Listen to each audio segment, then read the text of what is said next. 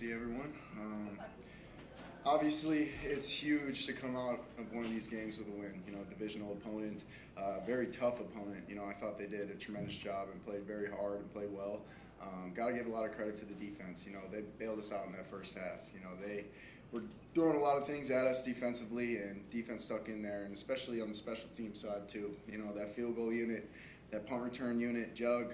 You know, I think it was 119 all-purpose yards, and you know that's just tremendous from a young guy like that to step up. But there's a lot of things we got to clean up. You know, got to be better on third down, and you know we're on to Atlanta now.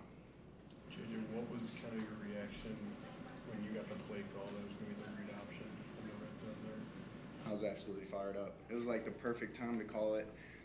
Coach McCown actually brought it up in his little pregame speech at the hotel, and he was talking about how he was running Wanda Bear, that's what we call it, in 2013, and I was probably running in 7th grade somewhere, but I was actually 10 at the time, so it's pretty close on that one. But yeah, it was just a perfect play call. You know, the offensive line did a great job. TJ with that block on Jaquan, and just finishing the job. That was one of my favorites for sure. You talked a ton in the lead up just about how you wanted to stay in the moment. How well were you able to do that amid what that just was? I felt like I did a really good job with that, and just feeding off the energy of my teammates and my coaches, helped me out tremendously. But at the end of the day, we're so blessed to be able to play this game. So every snap we get is a complete blessing, and that's something that I was mentioning to the guys in the huddle when we were down. Like, where else would you rather be? So I feel like we did a great job, and this team showed a lot of poise and responded very well. After the pick six, like, what's your mindset at that point? I mean, that's certainly a momentum swing there in a lot of ways. What's your mindset, and how do you move past that?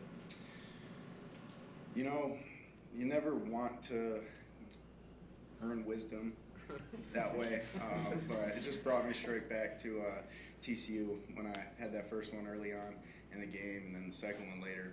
And at the end of the day, yeah, it sucks. It's one of the worst things you can do as a quarterback, but you can't do anything about it. You got to focus on the next play. Defense kept us in it the whole time, so it's just on our shoulders to just go out there and execute and play as one, and move on from that. That's one of those things I don't really hang on, and I was really grateful the way Coach McCown and Coach O'Connell handled it, and it was everyone on the same page. All right, that happened, next play.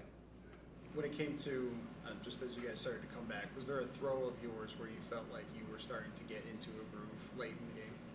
I want to say the one before half to Speedy. That really got me into a groove, and it was, as it turns out, one of the biggest plays of the game because Will striping it from 59. We walk out of here probably a little bit later than we do tonight right now, but I feel like just how it expressed itself, how the ball came off my hand there, I felt like it was one of those throws that really gave me that, we can really do this. J.J., you said the comment in the huddle, where would you rather be? Aaron mentioned the same thing. Have you always had that mentality in the huddle, or is that something that just came over you tonight? I've never actually said that before, but I feel like it was at the perfect time. Guys were kind of, just in their head a little bit, and I feel like if you could, a smile goes a long way. So there was a lot of smiles after I said that, and just a little bit of a perspective shift. Yeah, things weren't going our way, but we're here doing this together, and the boys, they responded perfectly. Do you remember when exactly that was in the game? I know we were around the minus 20 or minus 25 in the end zone with the Jumbotron, and I think it was third quarter, something like that. J.J., it looked like late after one of the touchdowns, Kevin came over, kind of like patted you on the head, and you guys, what was your favorite moment working with him tonight? My favorite moment working with KO was probably just the whole game, like how he managed it. They showed a lot of things that we didn't expect, and the calm, cool, collective nature that he had, just gave me so much confidence to, try to filter that into my teammates as much as possible. But after that, running touchdown and seeing how fired up he was, that was really special. At any part did you, maybe after the game, take in the larger picture of how long it took you to get to this point?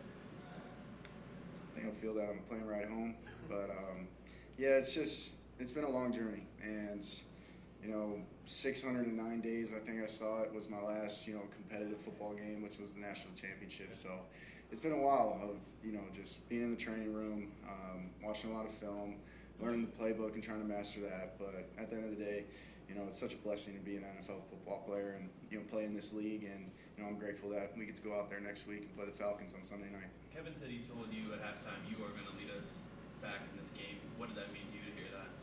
And everything. That guy is, one of the best, if not the best, head coach, in my opinion, in the National Football League. So any kind of compliment or belief like that, it means the world. And, that just gave me all the confidence to go out there and just execute the ball plays and, have a fast arm and make quick, decisive decisions. And, it worked out. What was your vantage point behind some of those Jordan Mason runs in the second half? It's just so fun when you watch a guy run and you're like, oh, that's not a tackle before it happens. And, credit to the O-line, they really strained, the entire night. And, just being able to be in game one, you really don't know how the team's conditioned and, how they're going to strain when it comes to the fourth quarter. And they did that. And, JP obviously showed that, Aaron showed that. And, yeah, it was really cool to see. As far as connecting with Aaron for the touchdown, and you guys did that a bunch of times during training camp, how was that experience through camp that helped you when it came to that moment? Extremely big. I still wish I would have given him a pretty ball where he had it in stride and, ran through the end zone with it. But at the end of the day, it's a touchdown. And, he's such a special player, but I can't speak highly enough about who he is as a person. He's one of the pillar guys of our team, pillar personalities, and he's really, a special guy, and I'm so grateful to play with him. How many friends in your family did you have here tonight? I didn't ask, but my dad said like 200 to 250, and, I'll have to see that. I don't think that's very true, but yeah, it's probably, extended, family, friends, and all that, but there was a lot of people supporting, and I just thank them so much because, Chicago, land area, LaGrange Park, it made me who I am. And, I appreciate being able to be out there and have the opportunity to play in front of those great human beings. And, it was great, but it's on to the next one now. Couple more for JJ. You sneak a look into that section to see anything doing before the game, after? I actually, I saw my dad's roommate from college, Uncle Adam, and, it was when we were down, and he kind of wasn't instilling that confidence into me, and I was like, you know what, I'm going to say something after that, after we come back and win, so, yeah, but, what was he doing? It was just like, just acting like I'm not looking at him and all that, so, yeah, it's all good. I love you, Adam. Thanks, everybody.